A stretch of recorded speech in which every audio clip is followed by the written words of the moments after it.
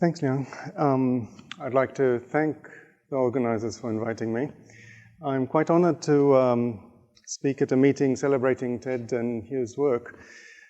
When I started out in graduate school, one of the things I was exposed to was their work on the definability of the double jump and the bi-interpretability conjecture. And I was genuinely awestruck by the beauty of that, and it inspired me since. I think it was a good way for me to start out in computability. Thanks.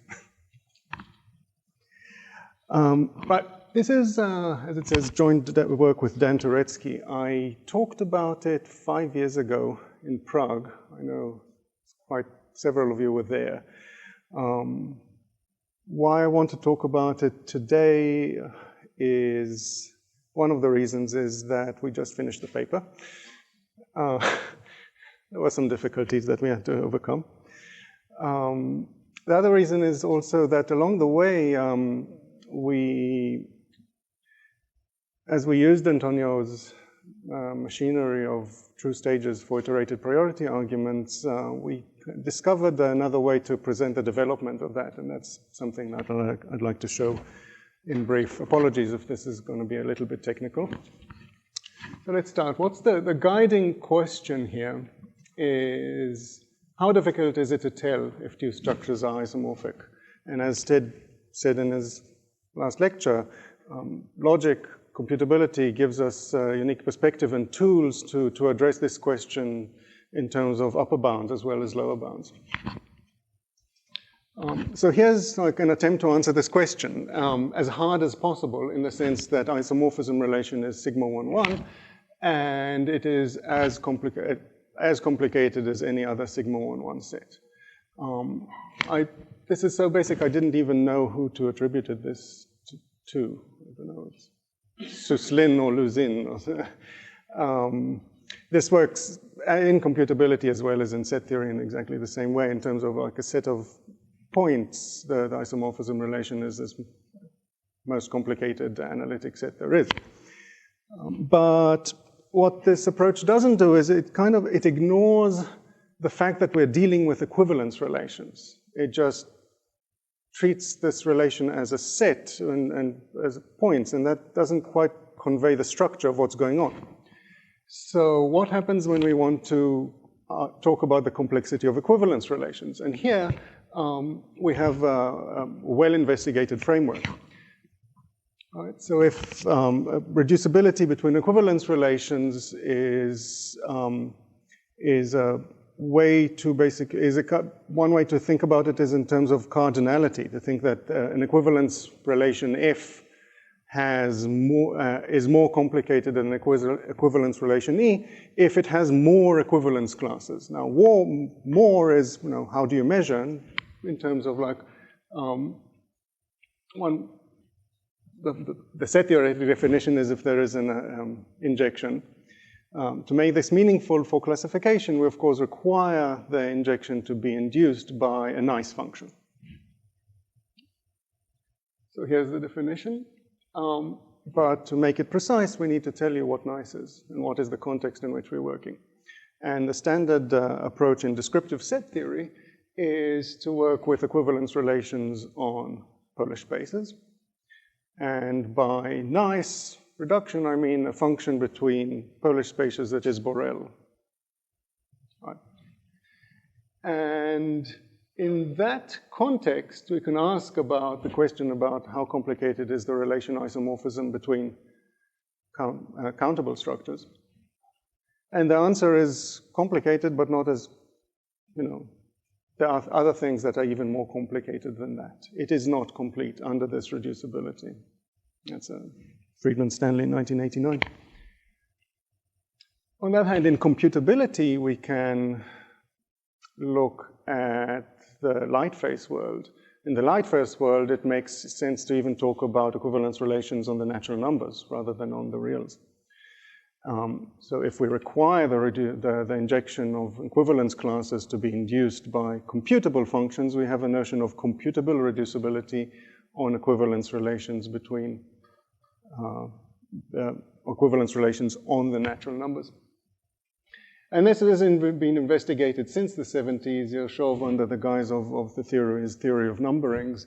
But this is a long and not complete list of work in this area. A lot of the work in this area has looked at arithmetic equivalence relation, and in particular at computably enumerable equivalence relations. But there's two groups that are not on the list because I want to discuss their results specifically, and here's one of them. One result by Fokina, Friedman, Harizonov, Knight, McCoy, and Montalban is that in contrast with the Friedman-Stanley result, isomorphism of computable structure under computable reducibility of equivalence relations on the natural numbers is complete for light-phase sigma 1,1 equivalence relations. Okay, so let's change the question since the first question was answered. What if instead of asking for an arbitrary isomorphism, I want to ask about the existence of a definable isomorphism? And then, of course, that becomes more specific if you say what you mean by definable, what level of definability, essentially. And so at the lowest end of the computability theoretic world is a computable isomorphism. That's as definable as you can get. And here within its class, the relation of, say, indices of computable structures saying there is a computable isomorphism between them is sigma 3, and it's complete for this class result of Fokina, Friedman, and Andre. Okay. Let's go a bit further up. You can ask definable, still fairly concretely definable, but more than computable, what about hyperarithmetic?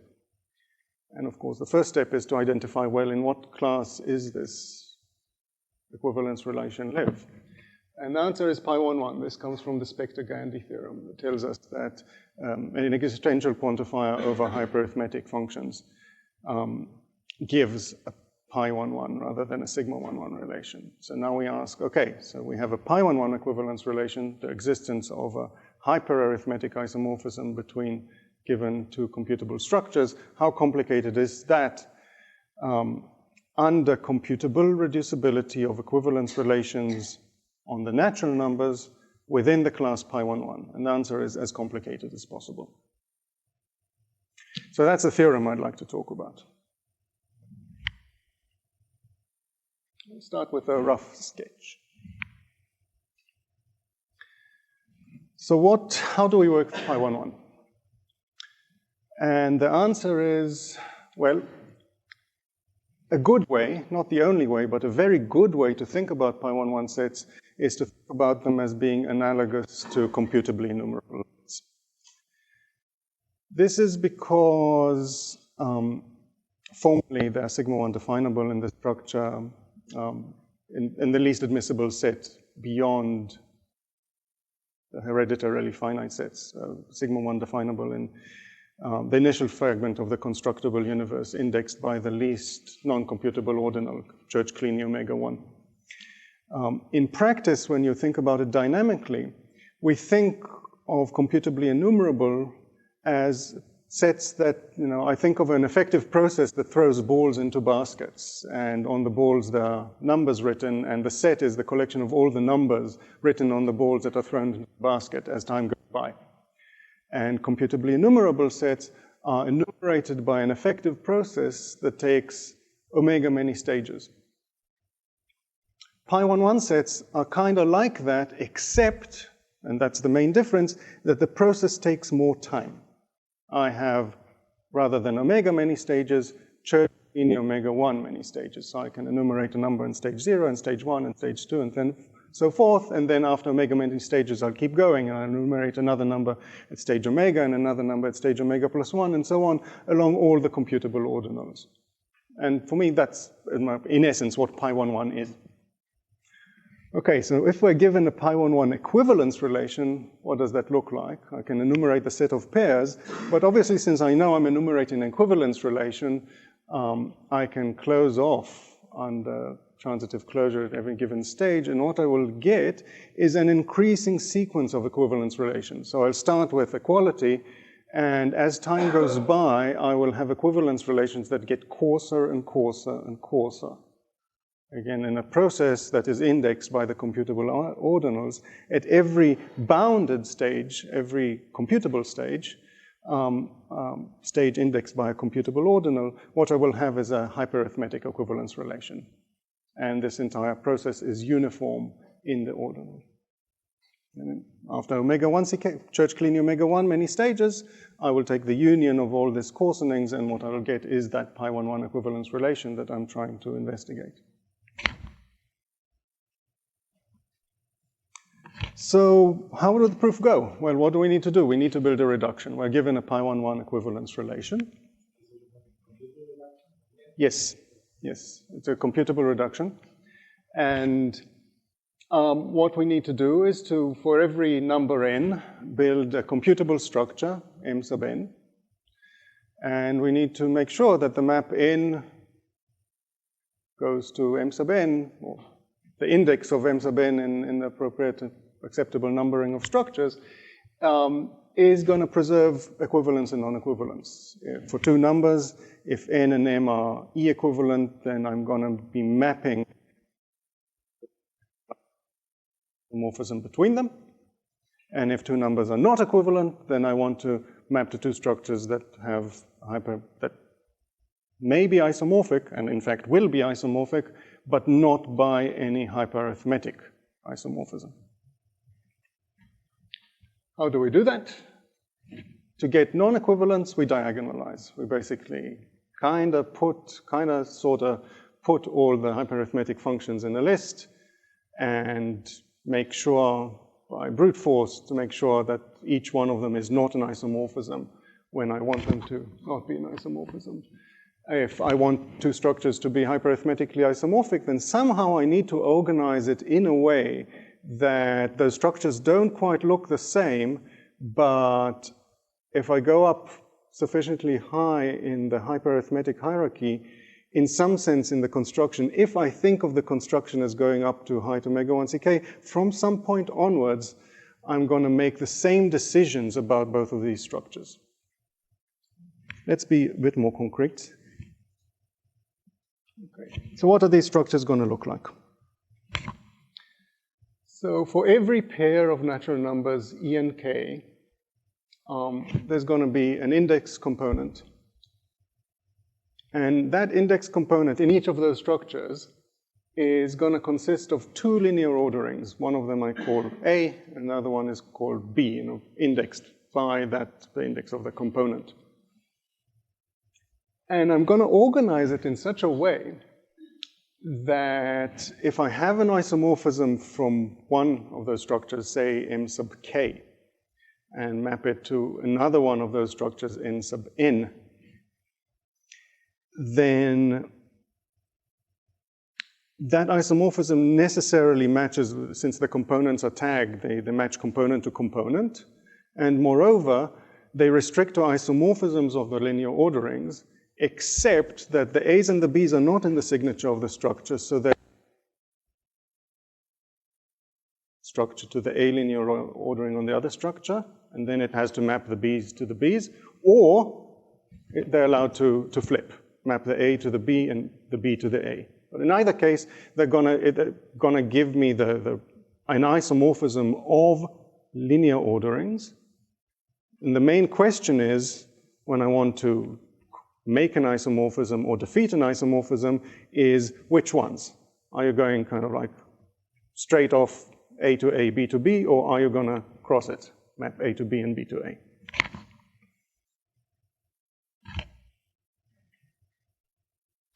Now, as thinking again in terms of like higher computability, the computability in L Church-Kleene omega 1, in the way that I think of enumerating pi1,1 equivalence relations, there are two pieces of information that are of a pi1 nature, i.e. higher CE nature, things that eventually are revealed to us if we wait sufficiently much time. And the one thing for given two numbers is whether they're equivalent or not. That's that increasing sequence of E alphas that I have. I say that I discover that K and N are equivalent at level alpha if they're equivalent according to my alpha-th level approximation of that equivalence relation. And that is an event like CE events that may or may not happen. And if it happens, then I discover that at a computable level. And if it doesn't, then I'll just never see it happen. At the same thing is the information fixing E and K. If indeed, right, I didn't really tell you what phi E is because there isn't really an omega list, effective omega list of all hyperarithmetic functions. So what I'm really looking at is an effective list of partial pi1 functions, noting that, which I can list, just like I can list the partial computable functions, noting that a total pi1 functions from the natural numbers to the natural numbers is the same thing as a hyperarithmetic function. And if I have one of these things, then if I'm looking at a particular component EK, I will organize it in such a way that if it is genuinely an isomorphism, say from MK to some MN, then at a computable level, at a bounded stage of the pi1 approximation of what's going on here, I will be told. Right? I think about it as if phi E really wants to be an isomorphism, at some computable level, it will have to tell me whether it maps A to A and B to B, or the other way around. This is information that will be revealed to me at some computable level. And if it isn't revealed to me, then I don't have to worry about it. If it is revealed to me, then I will have to actively diagonalize against its attempt to be an isomorphism between the structures. And the question is, right, so what's the tension? The tension is, at some level, I may or may not discover that K and N are isomorphic. At some level, I may or may not discover whether phi E is going to map A to A and B to B or the other way around. And I don't want to do anything unless phi E tells me what its intentions are. At the same time, if it does tell me what its intentions are, then I want to diagonalize, but not, right, I need to preserve the E relation and its negation. I want to diagonalize exactly when I believe that those two numbers are not equivalent, right? So the real question here is, which happens first? What do I discover first? Right, so suppose that at some level, alpha, a computable ordinal, I discover, phi E tells me what it's going to do. And say, suppose that it tells me I'm going to match A's with A's and B's with B's. Right. Then at that particular level, I'm going to look at what I believe at that current time, which numbers are equivalent or not, and I'm going to act on that. I'm going to diagonalize if I believe that they're not equivalent, and I'm going to not diagonalize if I believe that they are equivalent. Right? And diagonalizing basically, phi tells me that it's going to match A's to A's, then I just need to make the A linear ordering on this side not isomorphic to the A linear ordering on that side. On the other hand, if I don't want to diagonalize, then I will make them the same. And we will do this. Those are the linear orderings that we will put in to make sure, because these two are not isomorphic. Right? So if K and N are equivalent, I will make the A's the same and the B's the same. If K and N are not isomorphic, I will flip. I will make, right, so K is equivalent to itself, so I will put A to be omega to the alpha and A of Mn to be this one. And if IE tells me that it goes the other way around, then I will just deal with that information accordingly. So that's the plan. Okay, why would it work? Answer is, well, on one side, if I am required to preserve a non-equivalence, if I want to make sure that two structures are not hyperarithmetically equivalent, that in some sense is the easier side of this, because what I do is at no stage do I discover that they're equivalent, because they're not. That means that every hyperarithmetic isomorphism will eventually tell me what it does, and I will successfully diagonalize, and that's that. On the other hand, okay, suppose that they are equivalent. Well, then equivalent at some level beta. And I will want something like the beta iteration of the Turing jump to compute an isomorphism between those two structures. Which means, for every component, knowing, right, what's zero beta's mission here, for every single component to tell, first of all, which is the direction that I have to match, whether the A is isomorphic to the A or the A is isomorphic to the B. And once it knows which direction it needs to go, to actually construct those isomorphisms. Right? And for every particular component, there are two possibilities, right? Relative to level beta, maybe I have already diagonalized at a lower level, because at that lower level, I didn't know that these two numbers are equivalent according to E. They're beta equivalent, but they're not alpha equivalent. The other possibility is that that's not the case, and I didn't diagonalize below level beta. And both of these things are dealt with in different ways. Right? In the first case, this one, which is I have diagonalized at a level alpha less smaller than beta, well, things that have happened at previous time are known to the oracle zero beta. So zero beta knows the fact that we have diagonalized at a previous level and can find that level. And therefore it knows which way to match because it saw what we did. And furthermore, it's trying to find isomorphism between linear orderings of the form omega to the alpha and omega to the alpha times 2 for alpha smaller than beta.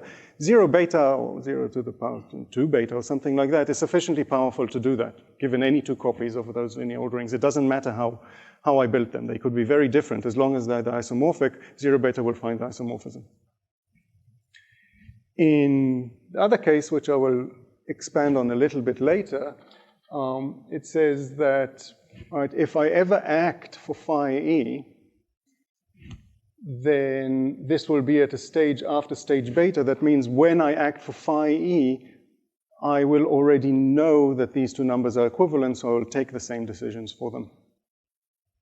So they will be, so in that case, in fact, I know that I don't need to search for whether to map the A's to the B's or the B's to the A's. I know that the A is isomorphic to the A and the B is then isomorphic to the B, because that's what I always do when I diagonalize at a level. If I'm working at a level and I know that two things are equivalent, and I make the A's the same and I make the B's the same.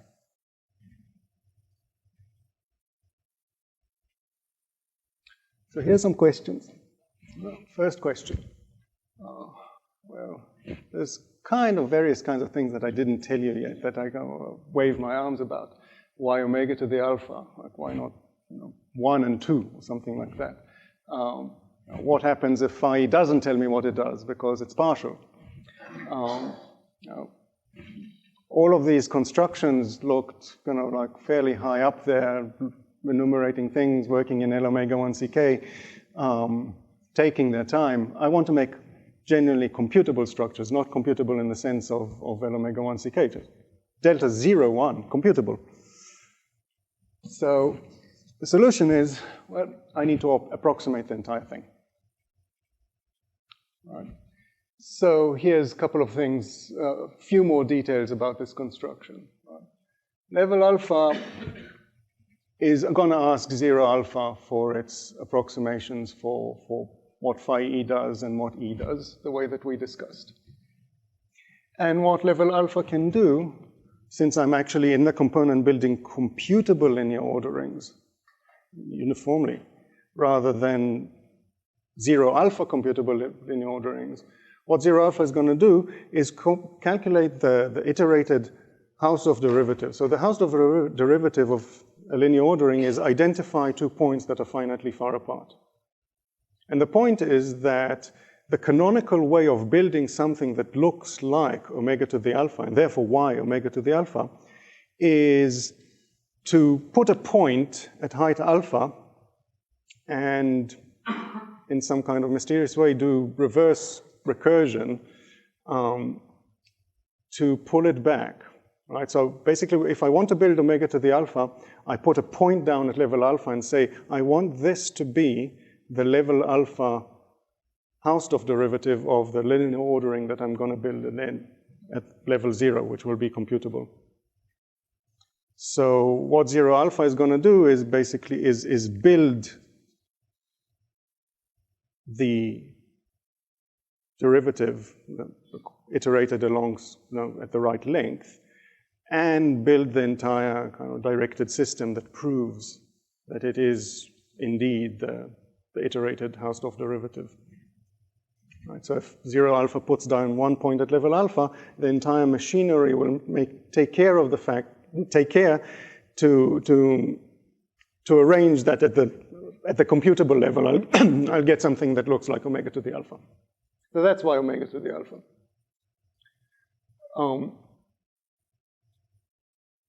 Right. On the other hand, if they are equivalent, then it's 0 alpha's job to build the isomorphism between the two structures, and that basically means is separated into 2 steps. Look at any given component, and remember the 2 possible cases that we had here. Right? 0 beta wants to build an isomorphism. Either I've acted below that stage or I have not. In the first case, wrong direction. In the first case, as we said, 0 alpha knows everything about everything. The linear orderings at that stage are already empty. It can recreate the entire construction and tell exactly what's going on. If nothing has happened and the linear orderings have order type omega to the beta for beta bigger than alpha, then it'll be our responsibility to make sure that 0 alpha can match between the alphath derivatives, and then for each point in the alphath derivative, go back and match the associated components of the omega to the beta, the omega to the alpha piece within the omega to the beta. It'll use its power to match these once it's matched the top level, the level alpha, which might not be just 1 point. It'll be infinite, but we'll have to build into the construction the fact that 0 alpha can match between them. And since we're doing a computable construction and we don't have all of these 0 to the alphas, we just have 0, we're going to do priority argument. At any finite stage S, we're going to look at what we currently believe 0 alpha tells us at this stage and work accordingly.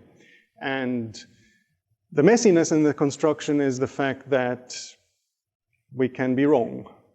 And if at a later stage we discovered that we were wrong, then we need to fix our mistakes. And on the other hand, at any given stage, we could be wrong at one level and right about at some lower level. We could be right about 0 beta and wrong about 0 theta alpha. And that would mean that we need to preserve what we did at this level and fix what we did at this level, and everything has to fit in together nicely. Okay, so how do we do this technically? What is 0 to the alpha at stage S? And what is this being right or wrong about them? And this has been done by Harrington, been done by Ash and Knight.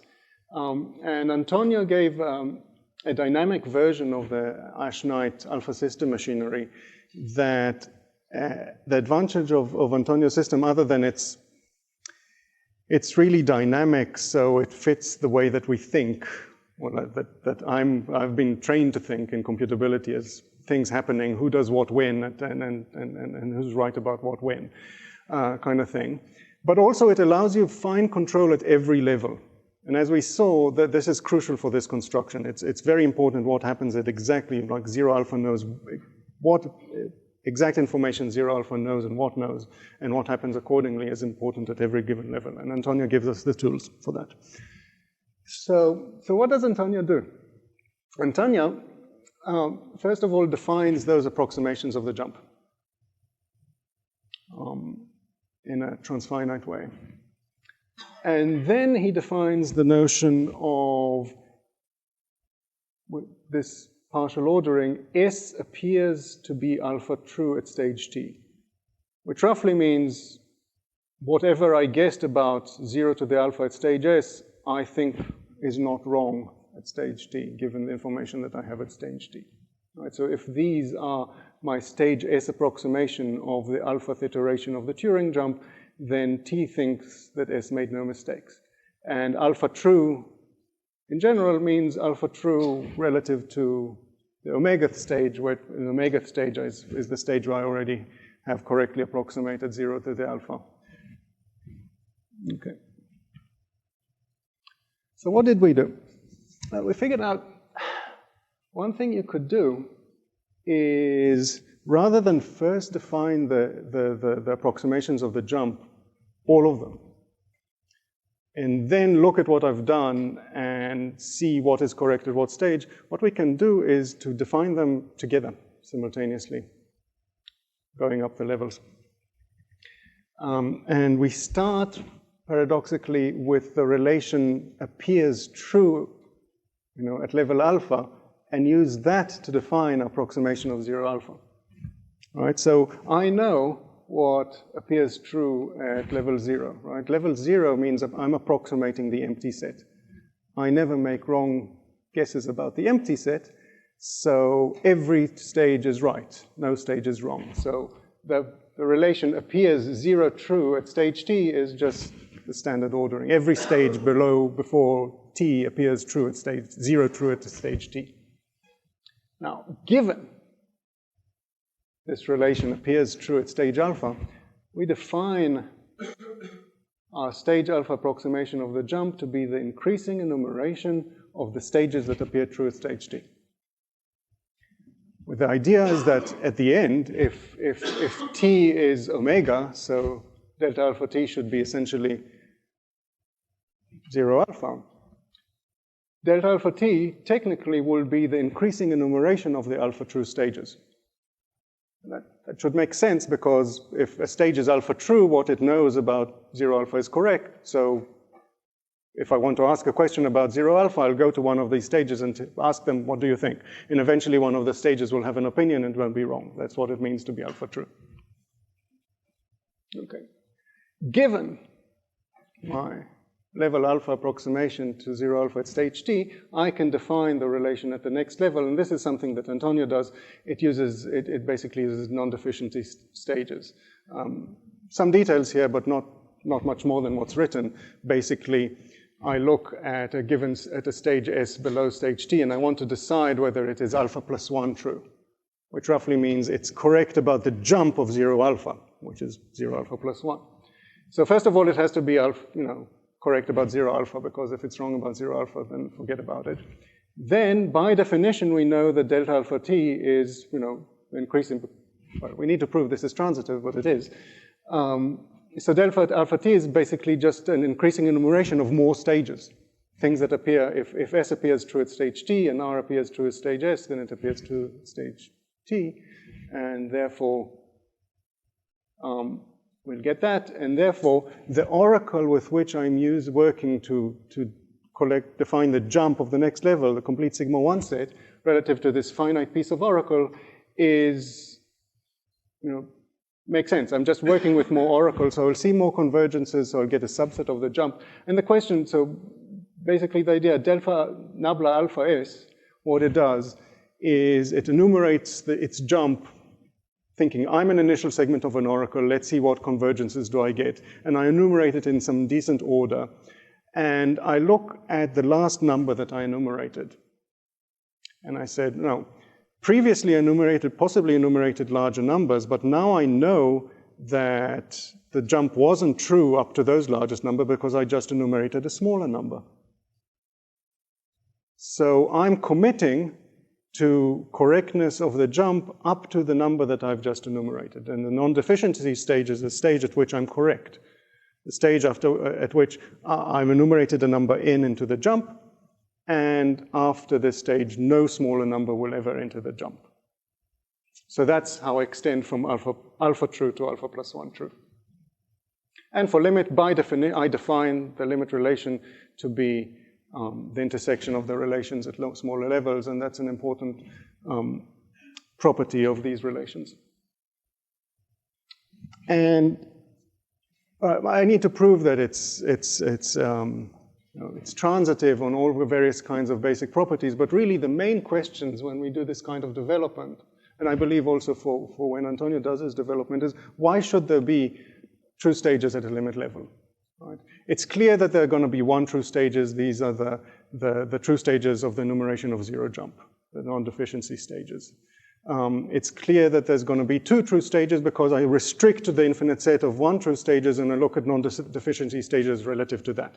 So there's going to be one true stages, two true stages, three true stages. But why should there be omega true stages? I'm going to take here the intersection of infinitely many infinite sets, but that could easily be empty. So what we do is, well, we change actually, so I lied a little bit. I'm changing the definition. I'm just going to look at the stages after stage n. I'm omitting finitely many. It really doesn't make a difference at the end, right? In terms of like the Turing degree of the result. All true stages after some fixed stage, that'll have the same computational power. So there's not a lot of price to pay, but what you get is that for every n, the first n true stage after stage n is omega true. The reason being, well, it's n true, and now to show that it's omega true, I need to show that it's n plus 1 true, and n plus 2 true, and n plus 3 true. But look at the definition. It's n true, and its current version of 0 to the n says nothing, because it doesn't recognize any true stages below it that are also bigger than n. It's at least one. And so delta nt for that t is the empty sequence. And the empty sequence makes no promises, so it can't be wrong. And that goes on all the way up to omega. And we thought that this is a bit ridiculous, but well, it works. And what I don't really want to talk about too much, or at all, is where we got this, right? And the perverse story about this is that we got this idea by first developing this machinery in the context of kappa computability for regular cardinals kappa bigger than omega. And there, this whole machinery looks exactly the same, except that the alpha true stages for every alpha forms are closed and unbounded sets. And so at stages of cofinality smaller than, levels of cofinality smaller than kappa, you just take intersections of clubs. You're guaranteed non-emptiness because you're intersecting closed and bounded sets. And at levels of cofinality kappa, you show, using the diagonal intersection, you show that you've got kappa true stages because we know that the diagonal intersection of kappa computable clubs is non-empty, is in fact closed and unbounded. We thought that clearly this can't work for omega, because omega you don't have clubs, you don't have diagonal intersections, you don't have any of these things, but, well, I don't know, you be the judge, but in some sense this kind of smells to me like the diagonal intersection. So that's how we got it. Right. Okay, so the last bit of what I'm going to talk about is yet another difficulty, which I didn't talk about, but because, again, I waved my arms about what on earth do I mean by alpha. If I want to define, like, these relations, S less than alpha t, are going to have to be restricted to the finite stages. They're going to have to be computable, for everything to work, computable uniformly in alpha. So what do I mean by alpha? Computably, there's lots of versions of alpha. There's lots of notations in Kleene-Zo of height alpha. And the way to do this is to pick one, right? Of course, if I want to just work computably rather than, you know, an unbounded pi-1-1 path, there's no unbounded computable path in clean ISO. So this machinery, the way that it's usually used is you fix some computable height, ordinal delta, and you're working at all the levels up to, an, if you want, including delta, but that's it. That doesn't take you all the way to Church-Kleene omega 1, which is what we need. So we use Overspill. Okay. So there's many ways to, versions to Overspill, and I'm glad that Antonio sent me his slides from his talks from last week, and he mentions this approach, which is the non-standard model of set theory, which is an omega model, so it's right about arithmetic, and therefore it has all the computable ordinals, but that's it. So its well-founded part has height Church-Kleene omega 1. And so we fix this kind of naughty universe V star, and inside we fix a pseudo-ordinal, something that V star thinks is a computable ordinal, but in fact is bigger than Church-Kleene omega 1. It has an initial segment of order type Church-Kleene omega 1, and then dense stuff. Densely many copies of Church-Kleene omega 1. And we work inside that universe. Now, that's a model of ZFC. Everything provable in ZFC is true in this model. The only question is, what does it mean when I do this in this model? But since it is an omega model, things to do with computability look exactly the same. So inside that model, I approximate its own version of you know, E star of my given an equivalence relation E. I diagonalize exactly the way that I told you against partial pi-1-1 functions in the sense of V star. And the point is that for the things that I care about, it computes correctly. So it will have E star alpha for alpha beyond omega 1 ck, non-standard ordinal, computable ordinals alpha, but for standard, it computes correctly. And for every genuinely hyperarithmetic function, it will, again, V star will compute it correctly and will give me convergences at the same levels, which is important. The timing, not just the values, are also right. And there was one question that I haven't talked about yet. What happens if phi doesn't give me convergences? Then it goes all the way up, and those linear orderings are going to be kind of like the limit of the omega alphas, the ill-founded limit of the omega alphas, which is Harrison's linear ordering. Right. So the question is great. So I can prove something in V star, but that's not the theorem that I'm after. I want to reduce E, not E star. All right, but the claim is that the reduction build inside V star is correct for V. All right. And the point, again, so I'm working in kind of like sufficiently closed. Omega 1 ck is a sufficiently closed initial segment of delta star so that things that happen below are correct and things that happen beyond don't worry me anymore. Right. So if two things are genuinely equivalent, then V star will compute correctly their equivalent at a well-founded stage. And so 0 to the alpha will work correctly in the sense of V star will compute an isomorphism between these two structures. But 0 alpha in the sense of V star is, honest to God, 0 to the alpha. So this isomorphism that is computed within V star will be genuinely hyperarithmetic.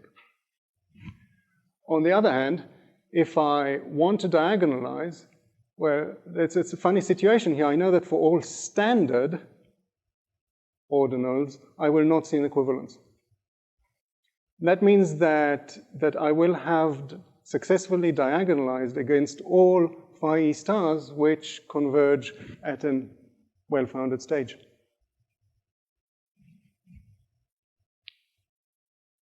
All right, so there won't be a hyperarithmetic isomorphism. Now, it's quite possible, right? E star is a coarsening of E, so it's quite possible that the construction within V star at some level thinks that N and K are going to be, N and M are going to be equivalent. And so within that structure, something is going to compute an isomorphism, something that V star think is hyperarithmetic. But it's not really hyperarithmetic because it's computed by an iteration of the Turing jump along a non-standard computable ordinal. And that just has more computational power than the hyperarithmetic sets. So it'll be isomorphic at some level of complexity, but beyond the level of complexity that I care about. That's it. Thanks for listening.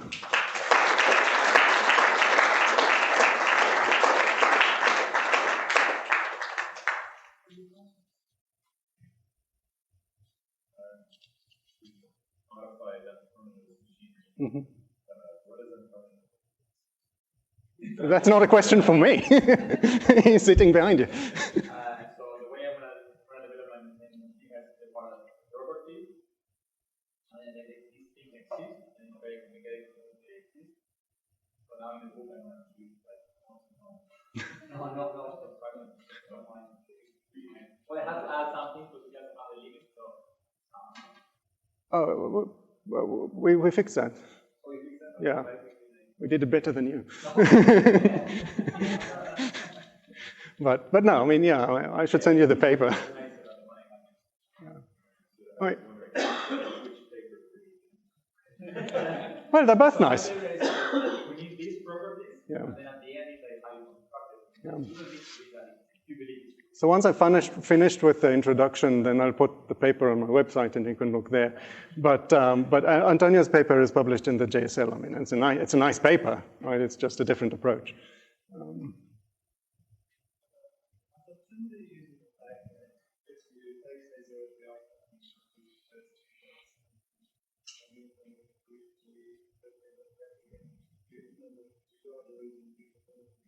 Yeah.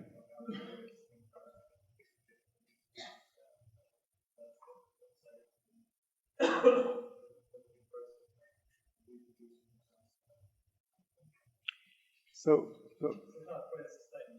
okay. So look, the question is, how do you ensure you have all the uniform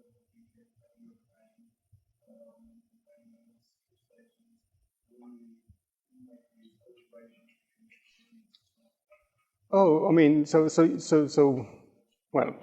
formally we don't do one thing and then alter it, we just define it that way. But I mean, you have a direct proof that you know, by transfinite induction, that the list of alpha true stages bigger than the number coding alpha in the standard linear ordering that I'm working with is Turing equivalent to 0 alpha. And that is, this is done by effective transfinite recursion, and everything is uniform as you want it to be.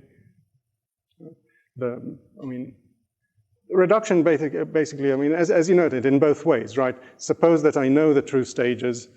To calculate 0 alpha, I go to a sufficiently late true stage that has an opinion about the question and it answers correctly.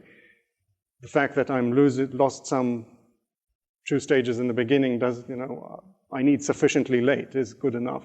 The other direction, if I have approximations and I know 0 alpha, I can identify the true stages.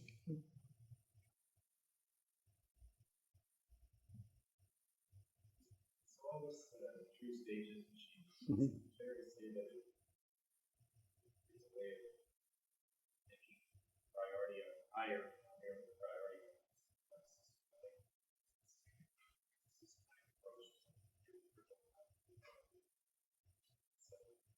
Yes.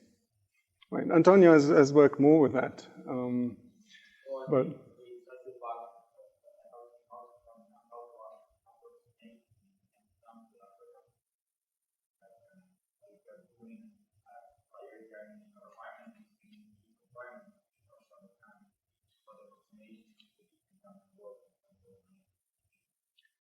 right, I guess, I mean, the question is, can you use this to do, say the stuff that Stefan did with Manny Lerman on the iterated priority arguments using your trees? And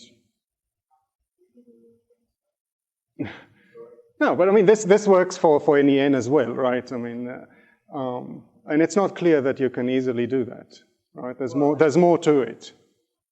Right. Yeah. Yeah. Yeah.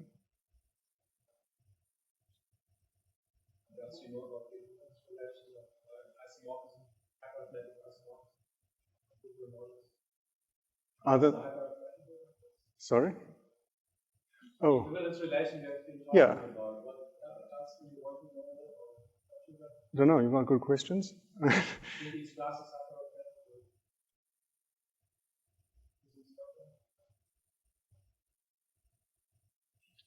These things have high Scott rank. So now all of these structures have high Scott rank. So not clear.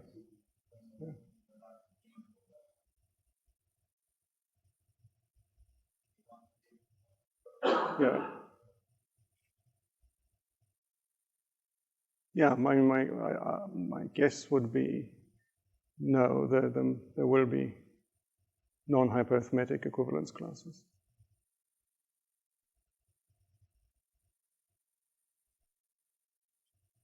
That's without thinking about it.